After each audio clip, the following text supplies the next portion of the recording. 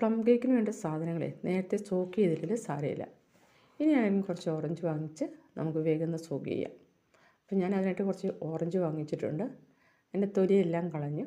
പിന്നെ ആ വൈറ്റ് പോർഷനൊക്കെ നന്നായിട്ട് കളയണം. ഇല്ലെങ്കിൽ നമ്മൾ പിഴിഞ്ഞ് അതിൻ്റെ നീരെടുക്കുമ്പോഴും അതിന് കയ്പ്പ് വരും.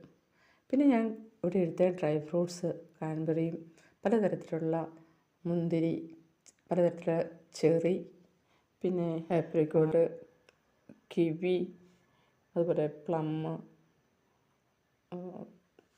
അതുപോലെ തന്നെ ടൂട്ടി ഫ്രൂട്ടി, ഡേറ്റ്സ്, അങ്ങനെ എല്ലാ കുറേ സാധനങ്ങൾ വാങ്ങിച്ചിട്ടുണ്ട്. പിന്നെ നിങ്ങൾ വാങ്ങിക്കുമ്പോഴുള്ള ഏറ്റവും നല്ല സാധനങ്ങൾ വാങ്ങിക്കാൻ ശ്രദ്ധിക്കണം. അതാകുമ്പോൾ നമുക്ക് നല്ല ടേസ്റ്റ് ആയിരിക്കും.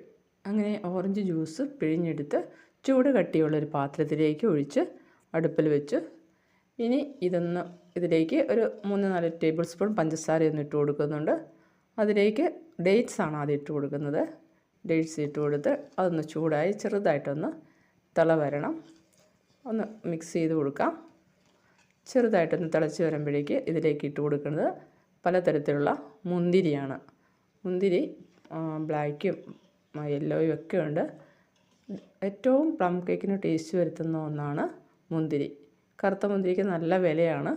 എങ്കിലും കുറച്ച് ചേർക്കുന്നതാണ് പ്ലം കേക്കിന് ടേസ്റ്റ് കൂട്ടുന്നത്. അപ്പോൾ കുറച്ച് കറുത്ത മുന്തിരി എന്തായാലും നിങ്ങൾ ചേർക്കാൻ ശ്രദ്ധിക്കണം. അങ്ങനെ ഓരോരോ ഡ്രൈ ഫ്രൂട്ട്സും ചേർക്കണം. എപ്പോഴും നല്ല ഡ്രൈ ഫ്രൂട്ട്സ് ഉപയോഗിക്കുന്നതാണ് നമുക്ക് ടേസ്റ്റ് കൂട്ടുന്നത്. ഇപ്പോൾ കറുത്ത മുന്തിരിയും കൂടി ഇട്ട് കൊടുത്തു. അത് നന്നായിട്ടൊന്ന് ഓരോന്നോരോന്നായിട്ട് ഇട്ട് കൊടുക്കുമ്പോൾ നമുക്ക് മിക്സ് ചെയ്യാൻ എളുപ്പമായിരിക്കും.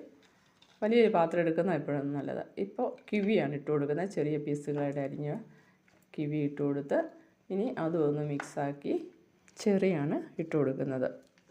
ഈ ചില്ലുകുട്ടിലൊക്കെ കാണാറില്ലേ, ചെറിയ മുഴുവൻ നല്ല ഭംഗിയുള്ള ചെറി, അതാണ് ആ ചെറിയാണ് ആദ്യം ഇട്ട് കൊടുക്കുന്നത്. പിന്നെ അതിലേക്ക് ഡ്രൈ ആയിട്ടുള്ള ചെറിയാണ് ഇത് ഇട്ട് കൊടുക്കുന്നത്. ഇത് ഡ്രൈ ചെറിയാണ്. പലതരത്തിലുള്ള ചെറികൾ വാങ്ങിക്കാൻ കിട്ടും. നമ്മൾ കേക്കിൻ്റെ സാധനങ്ങൾ വാങ്ങിക്കുന്ന കടയിൽ. അങ്ങനെ ഓരോന്ന് ഇട്ട് കൊടുത്തു. അതൊക്കെ പതുക്കെ തിളയ്ക്കുന്നുമുണ്ട്. ഇനി കാൻബറിയാണ് ഇട്ട് കൊടുക്കുന്നത്. നല്ല ടേസ്റ്റാണ് അതിന്. ഓരോ ഡ്രൈ ഫ്രൂട്ട്സ് ഇട്ട് കൊടുക്കുമ്പോൾ നന്നായിട്ട് മിക്സ് ആക്കണം. എങ്കിലേ എല്ലായിടത്തും എല്ലാ ഡ്രൈ ഫ്രൂട്ട്സും എത്തുകയുള്ളൂ. ഈ ടൂട്ടി ഫ്രൂട്ടിയാണ് ഇട്ട് കൊടുക്കുന്നത്. ഗ്രീനും അതുപോലെ റെഡും. അതിനുശേഷം ആപ്രിക്കോട്ട് ഇട്ട് കൊടുത്തു.